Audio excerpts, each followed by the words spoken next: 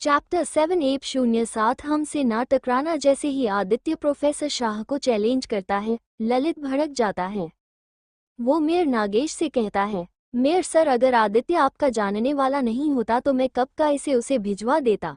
हालांकि मैं इस बात की कद्र करता हूँ कि यंग जनरेशन के लोग हमारी आयुर्वेदिक संस्कृत को जानना चाहते हैं, हर्बल मेडिसिन को समझना चाहते हैं, लेकिन इसका ये मतलब नहीं कि कोई भी ऐरा गैरा आकर प्रोफेसर शाह जैसे सीनियर को चैलेंज करता फिरे। आदित्य को अपनी नॉलेज पर पूरा भरोसा था, इसलिए अब वो भी अपनी बात पर अड़ जाता है और करण के हाथ से सुई लेकर प्रोफेसर शाह से कहता है, इस तरह मुझे डरा कर या बेइज्जत करने से मैं अपना चैलेंज वापस नहीं लूंगा। अगर आप में हिम्मत है तो मुझे गलत साबित करके दिखाए, प्रोफेसर। आदित्य की बात सुनकर प्रोफेसर शाह आग बबूला हो जाते हैं, पर उन्हें लगता है कि आदित्य को झूठा साबित करने का इससे अच्छा मौका और नहीं हो सकता। ये सोचकर प्रोफेसर कहते हैं, ठीक है, अगर तुम्हें अपनी नॉलेज पर इतना ही विश्वास है तो मेरे एक पेशेंट धीरज का इलाज करके उसे ठीक करके दिखाओ। प्रोफेसर शाह आदित्य को चैलेंज देते हैं। आदित्य प्रोफेसर का चैलेंज एक्सेप्ट करता है और अपना हाथ आगे बढ़ता है, लेकिन प्रोफेसर शाह आदित्य से हाथ नहीं मिलाते। मैं हारने वालों से हाथ नहीं मिलाता। मगर साथ ही प्रोफेसर शाह के दिमाग में ये भी ख्याल आता है, अगर आदित्य मुझे चैलेंज करने की हिम्मत रखता है तो वो जरूर कुछ न कुछ दांव पर लगाने के लिए तैयार होगा। आदित्य प्रोफेसर शाह के मन की बात समझ जाता है और अपनी जेब से महेश्वरी का दिया डेबिट कार्ड निकालता है और प्रोफेसर शाह के सामने रख देता है। अगर मैं हारा तो इस कार्ड में जितने पैसे हैं वो आपके हुए। प्रोफेसर शाह वो कार्ड अपने हाथ में लेते हैं और आदित्य से पूछते हैं, कितने पैसे होंगे इसमें? 5 लाख, 25 लाख, 95 लाख। ये सुनकर वहां मौजूद सभी लोग हैरान रह जाते हैं। आदित्य की बात सुनकर ललित मन ही मन सोचता है, ये लड़का पागल लगता है, कोई एक चैलेंज जीतने के लिए 95 लाख दांव पर लगाता है क्या? प्रोफेसर शाह समझ जाते हैं कि आदित्य में कुछ तो खास बात है, पर पैसे तो उन्होंने अपनी जिंदगी में खूब कमाए थे, इसलिए वो आदित्य को उसका कार्ड वापस देते हुए कहते हैं, पैसे तो दांव पर जुआरी लगाते हैं, इसलिए कुछ और दांव पर लगाओ, जैसे मैंने अपने सालों के तजुर्बे और रेप्यूटेशन को दांव पर लगाया है। प्रोफेसर शाह की बात सुनकर आदित्य को समझ नहीं आता कि वो ऐसा क्या दांव पर लगा सकता है। प्रोफेसर शाह आदित्य की दुविधा समझ जाते हैं और आदित्य को ताना देते हुए कहते हैं, क्यों, कुछ नहीं है ना दांव पर लगाने के लिए? ठीक है, मैं ही कुछ सोचता हूँ। थोड़ी देर सोचने के बाद प्रोफेसर शाह कहते हैं, अगर तुम इलाज करने में नाकाम रहे तो तुम्हें इस हॉस्पिटल में 5 साल के लिए काम करना होगा।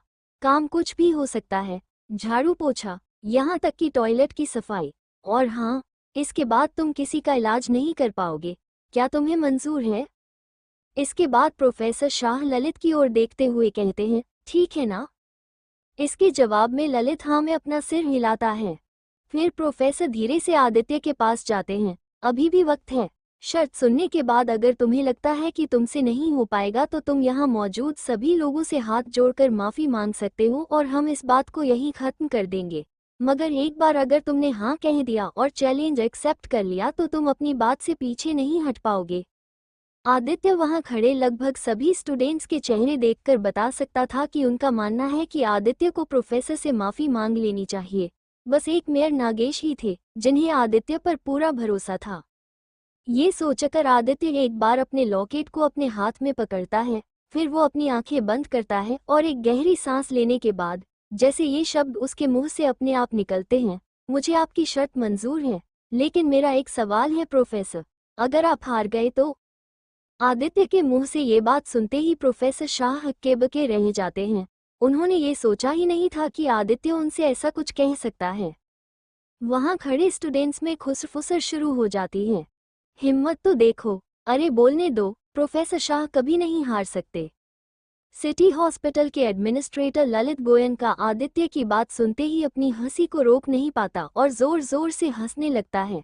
यहाँ तक कि हंसते हंसते उसकी आंखों में आंसू आ जाते हैं और वो ताली बजाते हुए आदित्य से कहता है, तुमने क्या मुझे हंसा हंसा के मार डालने की कसम खाई है? तुम्हें अंदाजा भी है कि तुम क्या कह रहे हो? एक बात गांठ बांध कर रख लो आदित्य, प्रोफेसर शाह को इस मामले में कोई हरा नहीं सकता। ये सुनकर स्टूडेंट्स दोबारा खुसर फुसर करने लगते हैं। ये लड़का हमारे प्रोफेसर की इंसल्ट कर रहा है। नहीं, ये तो हमारे आयुर्वेद का, हमारे शास्त्रों का मजाक बना रहा है। ये हमारी भारतीय चिकित्सा का अपमान कर रहा है। अपने आसपास हो रही इन बातों ने अब मेयर नागेश को भी थोड़ा परेशान कर दिया था। तभी प्रोफेसर शाह ने बात की कमान अपने हाथ में ली। वैसे तो स्टूडेंट्स की बातें सुनकर प्रोफेसर को बहुत मजा आ रहा था, लेकिन अपनी खुशी छिपाते हुए प्रोफेसर ने एक और पासा फेंका। आदित्य, अगर मैं तुमसे हार जाता हूँ तो यकीन मानो इसका मतलब तुम्हारा भविष्य बहुत ब्राइट है और मैं दिल से चाहता हूँ कि तुम्हारा फ्यूचर ब्राइट हो। प्रोफेसर शाह की बात सुनते ही स्टूडेंट्स को लगता है कि प्रोफेसर सच में बड़े दिल वाले हैं और आदित्य ही बात को बेवजह खींचे जा रहा है। वैसे भी आदित्य कोई डॉक्टर तो था नहीं, तो फिर उसे किसी मरीज का इलाज करने देना सही नहीं होगा। प्रोफेसर को स्टूडेंट्स के बीच चल रही ये बातें सुनाई दे रही थी और यही तो वो चाहते थे, क्योंकि प्रोफेसर शाह को डर था कि कहीं लोग ये ना सोचने लगे कि उन्होंने अपने तजुर्बे और पोस्ट का फायदा उठाकर एक उभरते वैद्य का करियर बिगाड़ दिया। लेकिन ललित का सोचना थोड़ा अलग था। अपनी टाई ठीक करते हुए उसने दोबारा आदित्य से पूछा, आदित्य, हारने के बाद तुम भाग तो नहीं जाओगे? आदित्य ललित की बात पर हल्का सा मुस्कुरा देता है। मुझे लगता है हमें इलाज शुरू करना चाहिए। आपका मरीज कहाँ है प्रोफेसर? आदित्य की हिम्मत और आत्मविश्वास देखकर एक बार को तो प्रोफेसर भी सोच में पड़ जाते हैं, लेकिन फिर वो अपने आप को संभालते हुए कहते हैं, हाँ हाँ, क्यों नहीं, गो हेड, हम सब तुम्हारे साथ हैं। आदित्य देखता है कि नज रोजी वहीं पास में खड़ी है। रोजी आदित्य को देखकर उसे धीरज के वार्ड की तरफ चलने का इशारा करती है।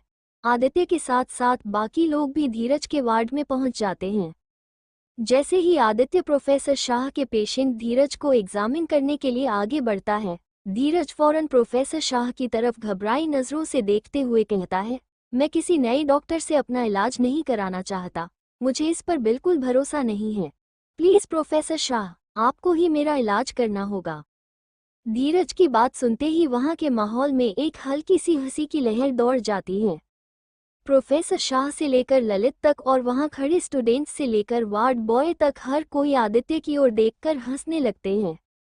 मगर आदित्य इस बात से बिल्कुल नर्वस नहीं होता और एकदम शांत होकर वो प्रोफेसर शाह से कहता है, अगर सबकी यही इच्छा है और खासकर के पेशेंट की, तो प्रोफेसर शाह को पेशेंट को पहले एग्जामिन करना चाहिए। ये सुनकर प्रोफेसर शाह मन ही मन बहुत खुश होते हैं। उन्हें लगता है कि उन्होंने पहले ही दाव में बाजी मार ली। वो धीरे से धीरज के पास जाते हैं और उसके बेड के चारों ओर एक चक्कर लगाते हैं। फिर एक गहरी सांस लेकर अपनी आंखें बंद करके वो धीरज का दाहिना हाथ पकड़कर उसकी नाड़ी देखना शुरू करते हैं। नाड़ी परीक्षण आयुर्वेद में सबसे प्रचलित तकनीक है। 1 सेकंड, 2 सेकंड, 28, 29 और 30 सेकंड के बाद प्रोफेसर शाह धीरज का हाथ छोड़ देते हैं और अपनी आंखें धीरे से खोलते हैं। उनके चेहरे पर एक मधुर मुस्कान होती है, जैसे उन्हें धीरज के दर्द का इलाज मिल गया हो। मगर ये सब देखकर धीरज उम्मीद से एकदम उल्टा रिएक्शन देता है। शायद उसे लगता है कि कोई 30 सेकंड में किसी के दर्द को कैसे समझ सकता है, फिर चाहे वो कोई सीनियर डॉक्टर ही क्यों न हो। धीरज प्रोफेसर शाह से रिक्वेस्ट करता है, प्रोफेसर, अगर आप चाहो तो और 30 सेकंड तक मेरा हाथ पकड़ के नाड़ी परीक्षण कर सकते हो, मुझे कोई प्रॉब्लम नहीं है। प्रोफेसर को धीरज की बात अजीब लगती है और वो उससे पूछते हैं, आखिर तुम ऐसा क्यों कह रहे हो धीरज? जवाब में धीरज अपनी राम कहानी सुनाते हुए कहता है, मैं पिछले 10 सालों से इस बीमारी के साथ जी रहा हूँ। मैंने कई हॉस्पिटल्स में इलाज कराया और कई डॉक्टर्स को दिखाया, पर मेरा दर्द दिन ब दिन बढ़ता ही रहा। फिर मैं इस हॉस्पिटल में आया क्योंकि मैंने आपका बहुत नाम सुना था, इसलिए मुझे आपसे बहुत उम्मीदें हैं। ये बात सुनते ही प्रोफेसर शाह के चेहरे पर एक मुस्कान आ जाती है और वो धीरज को तसल्ली देते हुए कहते हैं, तुम्हारी उम्मीदें झूठी साबित नहीं होंगी। यकीन रखो, जब तुम इस हॉस्पिटल से बाहर निकलोगे तो पूरी तरह ठीक होकर निकलोगे। इतना कहकर प्रोफेसर शाह दूर टेबल पर रखे प्रिस्क्रिप्शन पैड पर अपने हाथों से धीरज के लिए उसके ट्रीटमेंट की डिटेल्स लिखने लगते हैं, जैसे ट्रीटमेंट के साथ कौन कौन सी दवाई खानी है, क्या नहीं खाना है, किस चीज का परहेज रखना है, वगैरह वगैरह। अब आदित्य की बारी थी। आदित्य धीरज के पास जाता है। धीरज का चेहरे देखकर कोई भी बता सकता था कि उसे आदित्य पर बिल्कुल भरोसा नहीं है। धीरज प्रोफेसर शाह को आवाज देता है, सर। मानो धीरज प्रोफेसर शाह से कह रहा हो कि मुझे इस आदित्य से बचाओ, पर प्रोफेसर शाह इशारे से धीरज से कहते हैं, तुम चिंता मत करो, मैं हूं यहाँ। मैं तुम्हें कुछ नहीं होने दूंगा। धीरज प्रोफेसर शाह की बात पर भरोसा करके अपना हाथ आगे बढ़ता है ताकि आदित्य उसकी नाड़ी देख सके, लेकिन आदित्य धीरज के हाथ को छोड़कर उसके गले की नब्ज पर अपनी 2 उंगलियां रख देता है। आदित्य को ऐसा करता देख सब लोग हैरान हो जाते हैं। वहीं प्रोफेसर शाह मन ही मन सोचते हैं, ये आदित्य बस ड्रामा करना जानता है और कुछ नहीं। अब आदित्य अपनी आंखें बंद करता है और बस 10 सेकंड के बाद अपनी उंगलियां धीरज के गले से हटा लेता है। फिर वो प्रोफेसर शाह की तरह धीरज के लिए प्रिस्क्रिप्शन लिखने चला जाता है। इस बीच ललित के लिए और इंतजार करना मुश्किल हो चुका था। वो बेसब्री से जानना चाहता था कि किसने क्या सल्यूशन निकाला और कौन ये चैलेंज जीता। ललित जल्दी से जाकर आदित्य का लिखा डायग्नोसिस पढ़ता है, जिसमें आदित्य ने लिखा था कि धीरज के शरीर में 24 घंटे जलन का एहसास होता है और उसकी रीढ़ की हड्डी के पास एक कट जैसा महसूस होता है। ये पढ़ते ही ललित आदित्य से कहता है, ये डायग्नोसिस है या कोई कॉमेडी स्क्रिप्ट?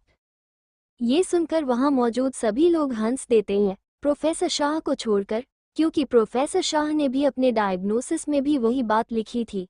प्रोफेसर शाह को इतना तो समझ में आ जाता है कि आदित्य को उन्होंने जितना कच्चा समझा था वो उतना कच्चा है नहीं। ललित प्रोफेसर शाह से पूछता है, प्रोफेसर क्या आप आदित्य के लिखे डायग्नोसिस के बारे में कुछ पूछना चाहते हैं? ये सुनकर प्रोफेसर शाह बड़ी ही चालाकी से सबके सामने एक नई बात रखते हैं। वो कहते हैं, डायग्नोसिस में तकलीफ तो बहुत लोग पकड़ लेते हैं, पर मैं बात होती है उस तकलीफ का इलाज ढूंढना। प्रोफेसर शाह की बात सुनकर आदित्य थोड़ा सोच में पड़ जाता है। फिर प्रोफेसर शाह आगे कहते हैं, धीरज को जो तकलीफ है उसका इलाज मैंने एक बार पहले भी करने की कोशिश की थी लेकिन मैं नाकामयाब हुआ था। तो अब देखना ये है कि आदित्य क्या करता है, इलाज या झाड़ू पोछा। प्रोफेसर शाह की बात पर फिर से सभी लोग हंसने लगते हैं, लेकिन आदित्य को इससे कोई फर्क नहीं पड़ता। वहीं ललित अब प्रोफेसर शाह का लिखा प्रिस्क्रिप्शन पढ़ने लगता है, जिसमें उन्होंने लिखा होता है कि अगर धीरज रोजाना गेहूं का रस पीता है, लाल चंदन के तेल की रोज अपने शरीर पर मसाज करके, हफ्ते में एक दिन सिर्फ ककड़ी, एक दिन सिर्फ दूध, एक दिन सिर्फ दही और एक दिन सिर्फ सूरजमुखी के बीज खाता है, तो 6 महीने के बाद धीरज का दर्द खत्म हो सकता है। ये सुनते ही धीरज खुशी से झूम उठता है और प्रोफेसर से कहता है, मैं सारे इलाज करूंगा, आप जो बोलेंगे मैं वो सब खाऊंगा, बस एक बार मुझे इस दिन रात की जलन से छुटकारा मिल जाए। प्रोफेसर शाह आदित्य को एक नज़र देखते हैं, मनो आदित्य से कह रहे हो, इस बार तुम गलत आदमी से भिड़े हो आदित्य। और फिर वो ललित की तरफ देखते हुए कहते हैं, आदित्य ने भी तो कुछ इलाज लिखा होगा ना अपने प्रिस्क्रिप्शन में, जरा वो भी सुन लेते हैं। इस समय प्रोफेसर की आवाज में आदित्य को नीचा दिखाने का भाव साफ साफ सुनाई दे रही थी। प्रोफेसर की बात सुनकर ललित भी मजा लेते हुए आदित्य के लिखे पन्ने को आगे पढ़ना शुरू करता है। आदित्य ने लिखा है भैरव चक्र पद्धति। अब ये क्या है? ये सुनकर वहां मौजूद सभी लोग हंसने लगते हैं, लेकिन इसके उलट प्रोफेसर शाह के चेहरे की हंसी एकदम से गायब हो जाती है, बल्कि उनके चेहरे पर एक डर सा छा जाता है। आखिर ये भैरव चक्र पद्धति है क्या? और इसके बारे में आदित्य को कैसे पता? क्या इस बात का पता प्रोफेसर लगा पाएंगे, या आदित्य को अपना गुलाम बनाकर रखने की बात करने वाले प्रोफेसर शाह खुद ही आदित्य के गुलाम बन जाएंगे? क्राका भैरव चक्र पद्धति का नाम सुनते ही प्रोफेसर का दिमाग चकरा जाता है और वो मन ही मन सोचते हैं, 200-500 साल पहले की तकनीक के बारे में आदित्य को कैसे पता? अगर ये फेक भी रहा है तो भी भैरव चक्र पद्धति का नाम पता होना मतलब कुछ तो बात है इस लड़के में। वैसे भैरव चक्र पद्धति का नाम ललित के लिए भी नया था, इसलिए उसे आदित्य को ताने मारने का एक और चैप्टर आंस मिल गया। एडवांस में कॉन्ग्रेचुलेशंस प्रोफेसर शाह, अब तो आपकी जीत पक्की हो गई है। इस बात पर पार्टी तो बनती है। क्यों आदित्य, अच्छे से फ्लो क्लीन करना तो आता है ना? या उसमें भी तुम भैरव चक्र पद्धति का इस्तेमाल करने वाले हो? आदित्य फेक नहीं रहा है ललित, भैरव चक्र पद्धति सच में इलाज की एक तकनीक होती है। जैसे ही प्रोफेसर ने ये बात कही तो वहां खड़े हर शख्स के मुंह से एक ही बात निकली, व्हाट? उसके बाद वहां एकदम सन्नाटा छा गया। प्रोफेसर शाह भैरव चक्र पद्धति के बारे में बहुत कुछ कहना चाहते थे, पर उन्हें बोलने के लिए शब्द नहीं मिल रहे थे, तो वो बस इतना ही बोल पाए, काश मैं भी ये पद्धति सीख पाता तुम्हारी तरह। झूठ नहीं बोलूंगा आदित्य, बट मैं तुमसे जेलस फील कर रहा हूँ। प्रोफेसर शाह की बात सुनकर ललित को बहुत अजीब लगता है और वो उनसे कंफ्यूज होकर पूछता है, कहीं आप ये तो नहीं कहना चाहते कि ये आदित्य धीरज को ठीक कर सकता है? यस, तुम बिल्कुल सही सोच रहे हो। 10 सुइयों वाली भैरव चक्र पद्धति से ये पॉसिबल है, प्रोफेसर ने अपनी बात रखते हुए कहा। और वो भी 10 मिनट में, आदित्य ने प्रोफेसर की अधूरी बात को पूरा करते हुए कहा। आदित्य की ये बात सुनकर आसपास खड़े सारे लोगों के मुंह खुले के खुले रह गए, जैसे उन्होंने किसी मिरेकल के बारे में सुन लिया हो। तभी ललित ने कहा, मुझे यकीन नहीं होता। ललित की बात सुनते ही आदित्य के चेहरे पर एक स्माइल आ जाती है और उसका मुस्कुराता हुआ चेहरा बहुत कुछ कह देता है। बस 10 मिनट की बात है, फिर आप ही यकीन करने लगेंगे। इतना कहते हुए आदित्य ने अपने हाथ में पकड़े सुइयों के पैकेट को खोला, उसमें से 3 सुइयां निकाली और धीरज की तरफ बढ़ा। आदित्य को अपने पास आता हुआ देख धीरज फिर से चिल्लाने लगा, नहीं बाबा, फिर से तुम नहीं। प्रोफेसर शाह बचाओ, मैं वैसे भी जीते जी अंदर से जल रहा हूँ। तभी आदित्य ने अपने हाथ में पकड़ी 3 सुइयों को हवा में उछाला और वो सुइयां सीधा धीरज की पीठ में जाकर धंस गई। सबको लगा कि धीरज सुई लगने से चिल्लाएगा, पर ऐसा नहीं हुआ। उल्टा धीरज जोर से बोला, अरे वाह, लगता है सुइयों ने मेरे दर्द को जूस की तरह गटक लिया है। धीरज की बात सुनकर सभी लोग हंस देते हैं और धीरज और जोश में आ जाता है। धीरज आदित्य से खुश होकर पूछता है, क्या मैं खड़ा होकर नाच सकता हूँ? हाँ, पर फिर 2-4 साथ ये जो तुम्हारी बॉडी में आग जलती रहती है ना, उसके साथ परमानेंटली एडजस्ट करके जीना होगा तुम्हें। अगर तुम्हें मंजूर है तो ठीक है, नाचो। आदित्य के जवाब से धीरज ने अपने जोश को फटाक से ब्रेक लगा दिया। अरे नहीं जी नहीं, आप जब तक नहीं बोलोगे, मैं बिस्तर से पैर तक नीचे नहीं रखूंगा। आप 3 क्यों, 30 सुइयां लगाओ, मुझे कोई प्रॉब्लम नहीं है जी। ये सुनकर आदित्य ने मुस्कुराते हुए उन तीनों सुइयों को निकालकर साइड में रख दिया और धीरज से कहा, अब पलटकर सीधे लेट जाओ, बिना हिले डुले। तभी प्रोफेसर शाह ने इशारे में आदित्य से पूछा, क्या मैं तुम्हारे पास आ सकता हूँ?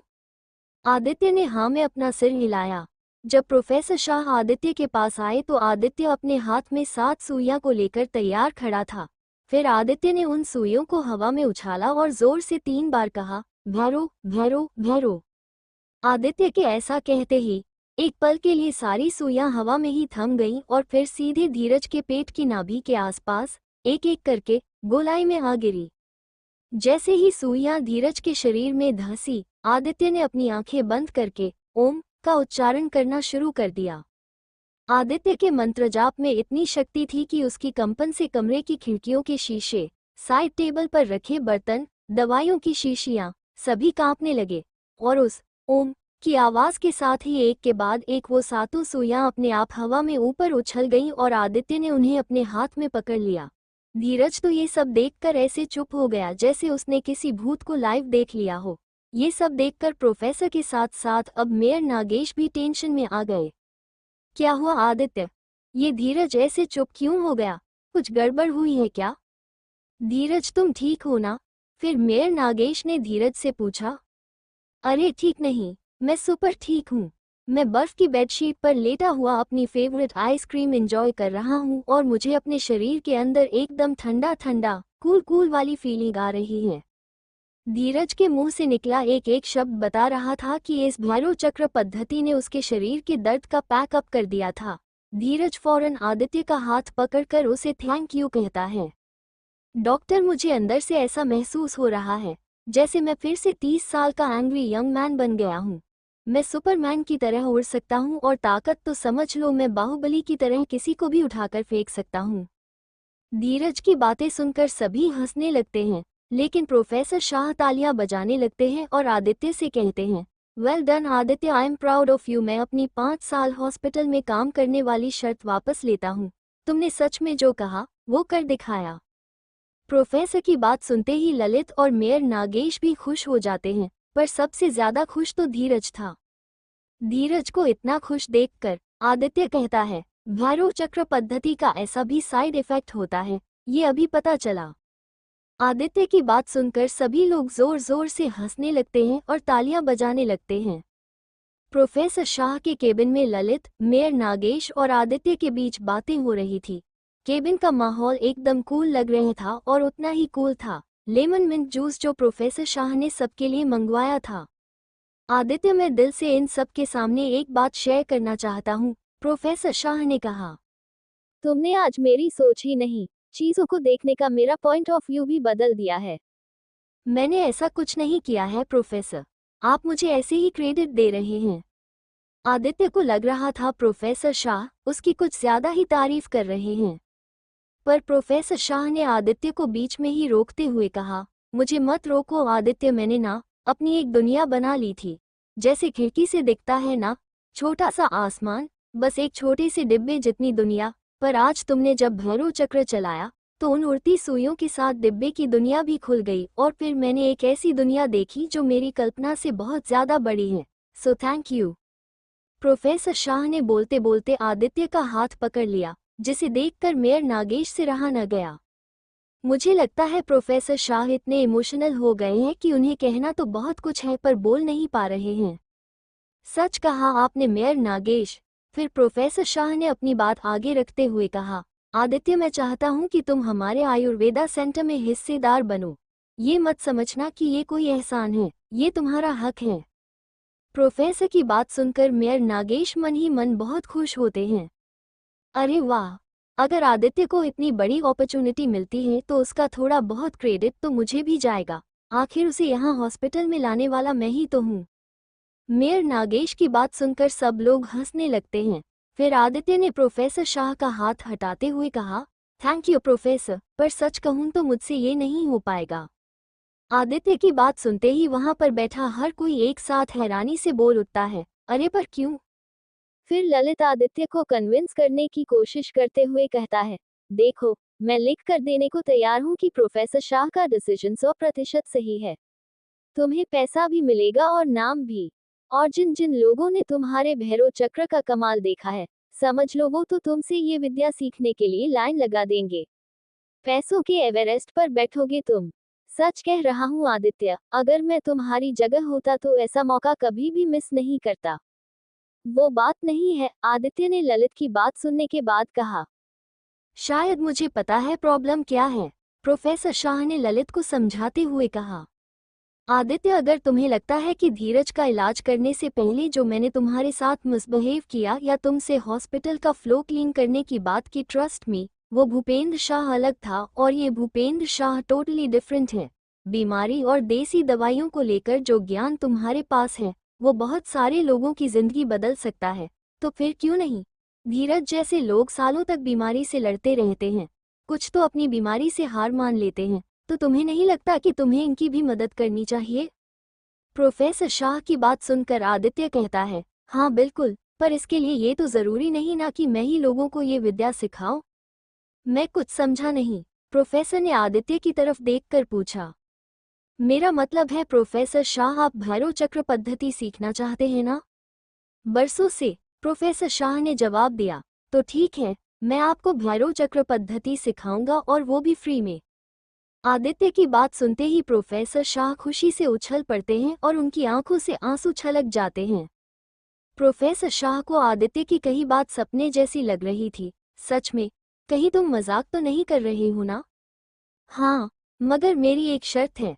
आदित्य ने जैसे ही शर्त की बात की, ललित को लगा कि आदित्य अब प्रोफेसर शाह के हाथों हुई अपनी इंसल्ट का बदला लेने का मौका ढूंढ रहा है। कहीं तुम भी तो प्रोफेसर से फ्लो क्लीन करवाने के बारे में नहीं सोच रहे हो? लेकिन आदित्य, मैं तुम्हें पहले ही क्लियर कर देना चाहता हूँ कि तुम्हारा ये सपना कभी पूरा नहीं होगा। वही प्रोफेसर शाह तो किसी भी कीमत पर भैरव चक्र पद्धति सीखना चाहते थे, इसलिए वो आदित्य से कहते हैं, मुझे आदित्य की सारी शर्तें मंजूर हैं। तो फिर ठीक है, शर्त ये है कि आपको भैरव चक्र पद्धति से सबका इलाज करना होगा और आगे भी लोगों को ये पद्धति सिखानी होगी। अगर आपको ये बात मंजूर है तो ही मैं आपको ये सिखाऊंगा, वरना नहीं। आदित्य की ऐसी शर्त सुनकर प्रोफेसर खुशी के मारे उछल पड़ते हैं और ये देखकर आदित्य अपने आप को रोक नहीं पाता और कहता है, भैरव चक्र पद्धति का साइड इफेक्ट मैं अभी से देख सकता हूँ। आप जैसे प्रोफेसर भी छोटे बच्चे की तरह बिहेव करने लगे हैं। आदित्य की ये बात सुनकर फिर से सभी हंसने लगते हैं। तभी ललित कहता है, वैसे मैं अगर भूल नहीं रहा हूँ तो ये सारी बात शुरू हुई थी मेयर नागेश की मिर्गी के प्रिस्क्रिप्शन से, राइट? राइट, मेयर नागेश ने हामी भरते हुए कहा। लेकिन अब जब प्रोफेसर को आदित्य की इलाज की पद्धति पर भरोसा है और मैं भी अब आदित्य को मान गया हूँ, तो क्यों न मेयर नागेश का ट्रीटमेंट भी 10 मिनट में ही हो जाए। ये सुनकर प्रोफेसर शाह बोलते हैं, इससे अच्छा तो कुछ हो ही नहीं सकता। तारांकन, आदित्य मेयर नागेश को भी धीरज की तरह बेड पर लेट जाने के लिए कहता है और उनका इलाज शुरू करता है।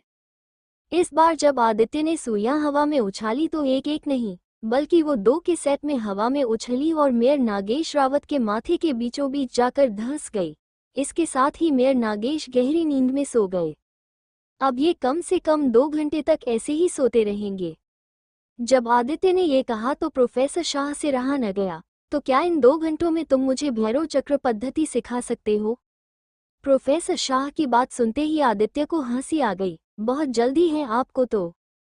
प्रोफेसर शाह मुस्कुराकर आदित्य की तरफ देखते हैं और कहते हैं, हाँ क्या करूँ, इंसान का नेचर ही कुछ ऐसा होता है। जब उसे कुछ मिलने की उम्मीद नहीं होती है तो वो सूखी रोटी से भी काम चला लेता है, पर जब उसे पता होता है कि उसे कुछ मिलने का चैप्टर एंड्स है तो इंसान लालची बन जाता है। तो फिर शुरू करते हैं। ओम से, आदित्य ने कहा और प्रोफेसर शाह ने उसके इंस्ट्रक्शंस को फॉलो करना शुरू कर दिया। तारांकन, 2 घंटे में तो आपने काफी कुछ सीख लिया प्रोफेसर शाह, आप बहुत तेज हैं, आदित्य ने चहकते हुए कहा। इस पर प्रोफेसर शाह ने जवाब दिया, उसका तो पता नहीं, पर मैंने कहीं सुना था कि अगर आप किसी चीज को दिल से चाहो तो उसे आपसे मिलाने के लिए पूरी कायनात लग जाती है। प्रोफेसर शाह की बात सुनकर आदित्य अपनी हंसी रोक नहीं पाया और उसने कहा, मुझे नहीं पता था प्रोफेसर कि आप आयुर्वेद के साथ साथ फिल्मों में भी दिलचस्पी रखते हो। अभी आदित्य और प्रोफेसर शाह के बीच में बातचीत चल ही रही होती है कि तभी मेयर नागेश के बेड के पास कुछ गिरने की आवाज आती है। ये आवाज सुनते ही आदित्य भागकर नागेश के बेड के पास जाता है और देखता है कि नागेश की आंखें पूरी तरह से खुली हुई हैं, लेकिन उनमें कोई हरकत नहीं हो रही है। तभी आदित्य का ध्यान नागेश के माथे पर जाता है। प्रोफेसर शाह, सुई मेयर सर के माथे पर सिर्फ 9 सुइयां हैं, 10वीं कहाँ गई। आदित्य की बात सुनकर प्रोफेसर हक्के-बक्के रह जाते हैं, क्योंकि उन्हें भी पता है कि अगर 2 घंटे से पहले मेयर के माथे से एक भी सुई निकल जाती है तो कुछ भी हो सकता है, कुछ भी। तो आखिर सवाल ये था कि वो 10वीं सुई गई कहाँ। क्या वो सुई गलती से कहीं गिर गई, या फिर किसी ने जानबूझकर उस सुई को मेयर के माथे से निकाला था। आखिर कौन कर सकता है ऐसा, ललित गोयनका या फिर खुद प्रोफेसर शाह।